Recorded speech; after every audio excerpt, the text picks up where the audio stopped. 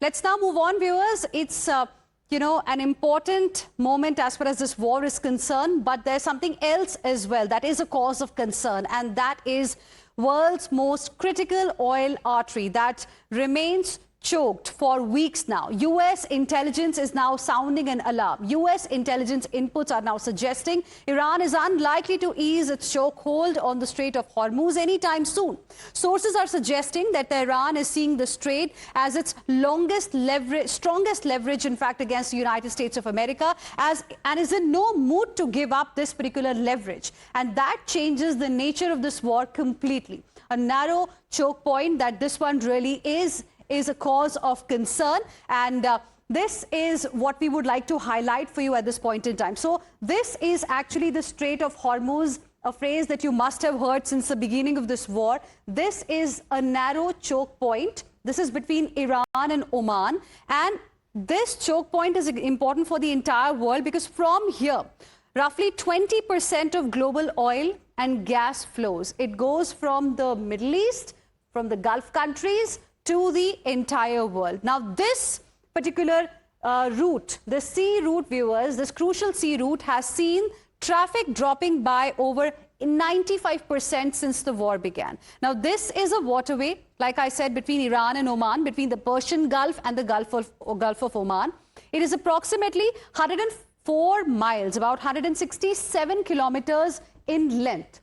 So the length is around 167 kilometers or 104 miles. But if you look at the narrowest point here, it's got mountains, towards the north. But if you look at the narrowest point here, this is approximately 20 miles, 21 to 33 odd kilometers. This is the distance, this is the narrowest point. And the strait is wide enough to handle the world's largest crude oil tankers. But there is a threat here because missiles can be fired from this side. And that is the reason why the traffic overall, from this particular route has come down, because ships clearly are wary. War risk premiums have gone up. And ships are wary of crossing this because there are several threats that ships face. That threats are in the form of missiles, are in the form of mines. There were initial reports of underwater sea mines as well.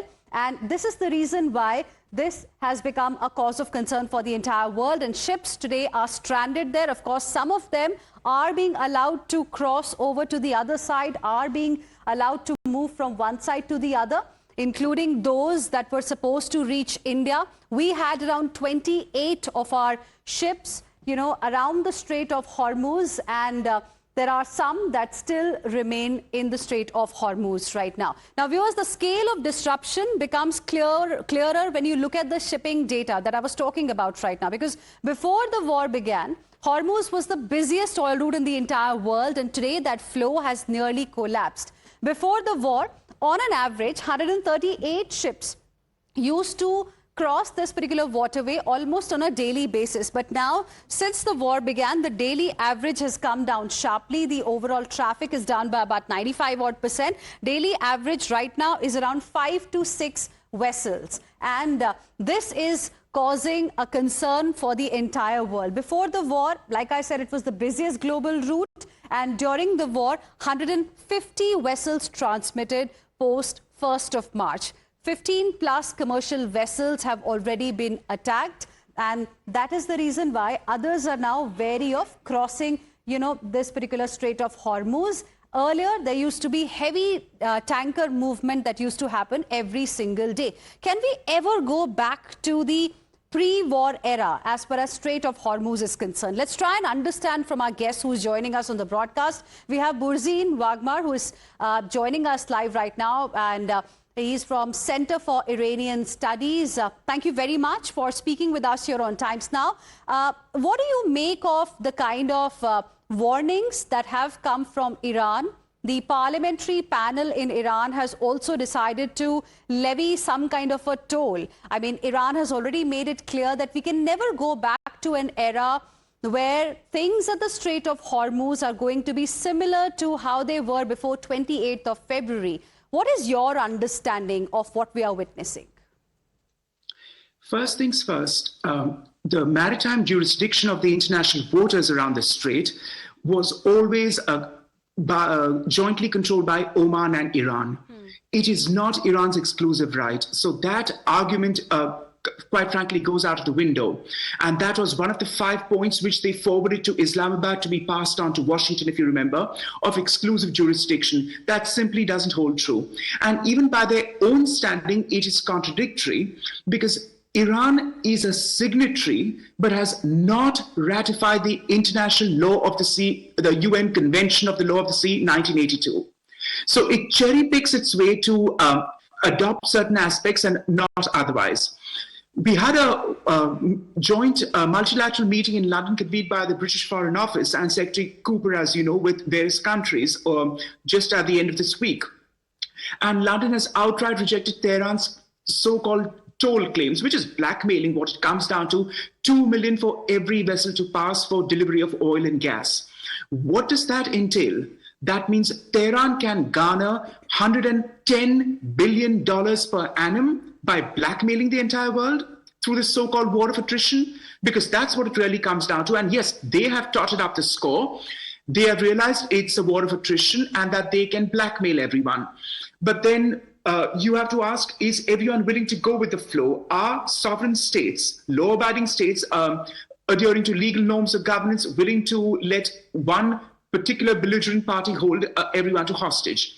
I mean, 15% of Iran's supply, 15% of India's supplies come through the strait, but 38% of China, because China is the only one, in a manner of speaking, who suffers, because who else does buy Iranian oil, primarily speaking, in the last few years?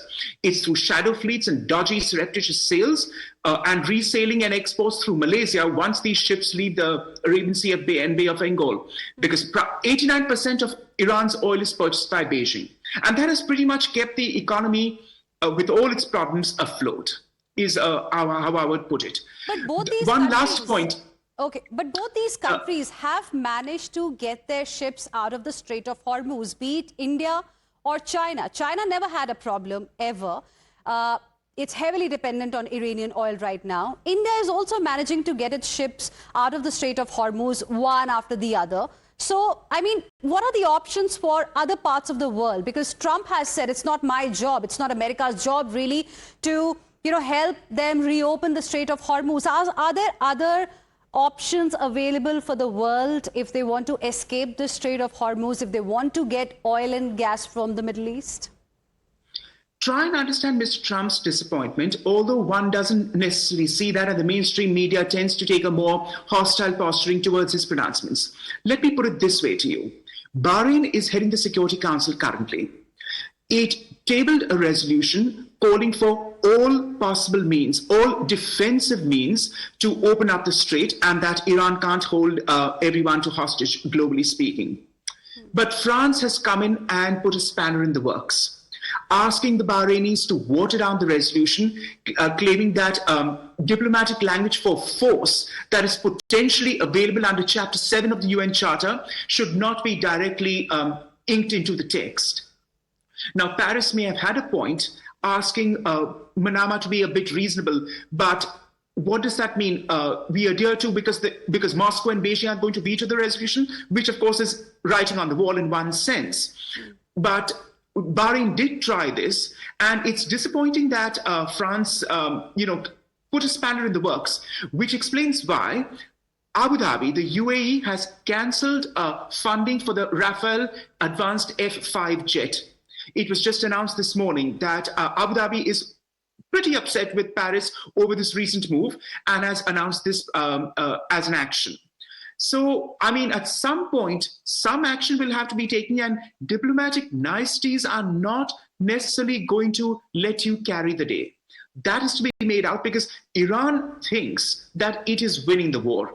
And why does it maintain this perverse notion, despite being battered and bruised, is because the very fact that the regime survives gives it impetus to continue and maintain this perverse logic of an argument that it is winning the war when it's clearly not.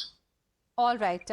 We'll leave it there. Thank you very much for joining us here on Times Now. Always a pleasure to have you on the show. And Also you helped us understand the importance of this sea route, Strait of Hormuz, and what Iran possibly is trying to do. Thank you for joining us. Thank you, Neil. Let's now move on, and we have some breaking inputs coming in at this point in time. More updates as far as the Strait of Hormuz is concerned. Media reports are suggesting that Iran has attacked an Israel-affiliated vessel with a drone in the Strait of Hormuz, setting the ship on fire. This is being reported by Iran's state media. In fact, they've cited the commander of the Revolutionary Guards Navy. This is the latest update that we are getting for you at this point in time. Reports suggesting that another vessel has been targeted. This time it is possibly an Israeli vessel, an Israel-affiliated vessel that has been targeted by Iran with a drone in the Strait of Hormuz.